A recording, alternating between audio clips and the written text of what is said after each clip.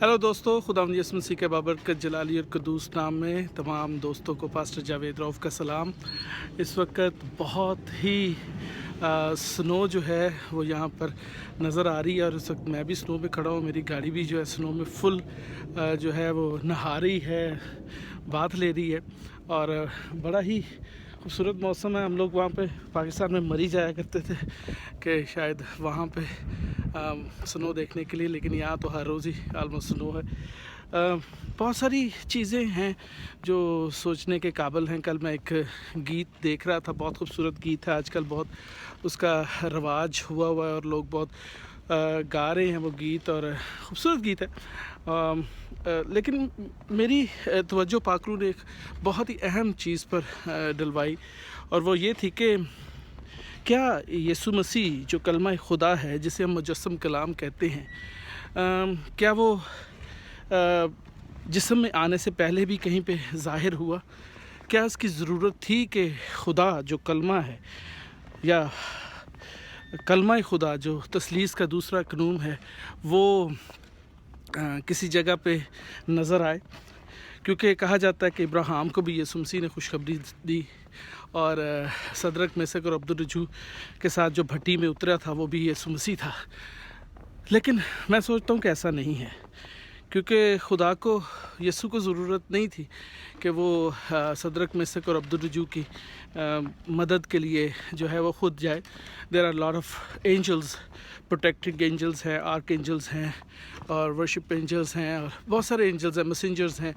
लेकिन जो fighter angels होते हैं, आर्क एंजल्स जिन्हें कहते हैं, और जिनमें माइकल है, मिकाइल है, और उसके साथ बहुत सारे लश्कर हैं, वो मदद के लिए जाते हैं। और हमेशा आज भी हमारी मदद के लिए खुदा अपने पाक फरिश्तों को भेजता है। और यीशु मसीह के लिए भी यही कहा गया कि अगर तू ऊपर से गिरा दे तो फरिश्ते तुझे अपने हाथों पर उठा लेंगे।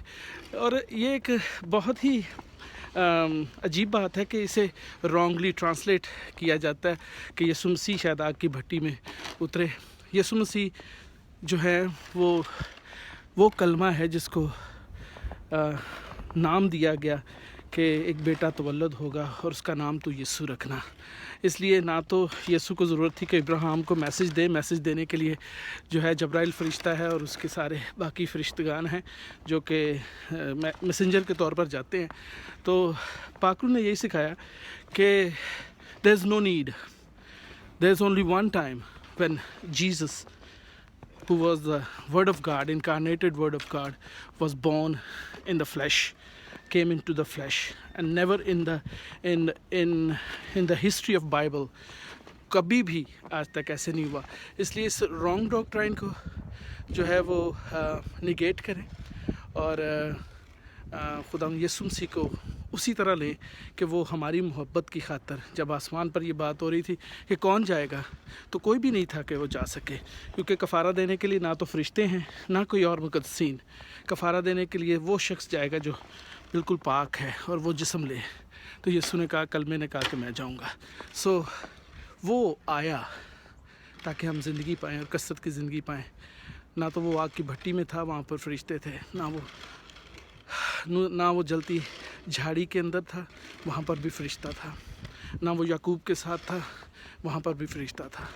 ना वो इब्राहिम को खुशखबरी देने के लिए कलमा आया, क्योंकि फरिश्ता वहाँ पर उसे खुशखबरी देने के लिए आया, और मरियम को भी खुशखबरी देने के लिए फरिश्ता ही आया। सो ये हमें जानने की ज़रूरत है कि यीशु मसीह जो है वो हमारी खातर उसने जिस्म लिया और खुदा का बेटा जो है वो मुजस्सम हुआ मरियम कमारी से। खुदावंद आपको बरकत दे, आपके साथ हो।